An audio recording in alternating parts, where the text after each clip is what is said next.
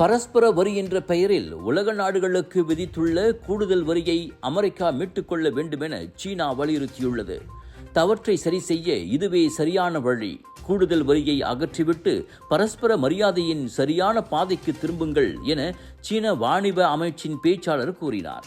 விவேக கைபேசிகள் உள்ளிட்ட பயனர்களின் மின்னியல் சாதனங்களுக்கும் முக்கிய கணினி சில்லுகளுக்கும் பரஸ்பர வரியிலிருந்து விலக்களிப்பதாக அமெரிக்கா அறிவித்த மறுநாளன்று சீனா அவ்வாறு கூறியுள்ளது. இந்த வரி விலக்கானது மிக சிறிய நடவடிக்கையே.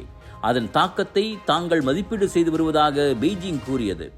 அந்த வரி விலக்கானது NVIDIA, டெல், ஆப்பிள் போன்ற அமெரிக்க தொழில்நுட்ப பெருநிறுவனங்களுக்கு சாதகமான நிலையை ஏற்படுத்தியுள்ளதாகவும் கூறப்படுகிறது. கடந்த 2 வாரங்களாக அமெரிக்காவும் சீனாவும் மாறி வரி விதித்து பரபரப்பை ஏற்படுத்தி வருகின்றன.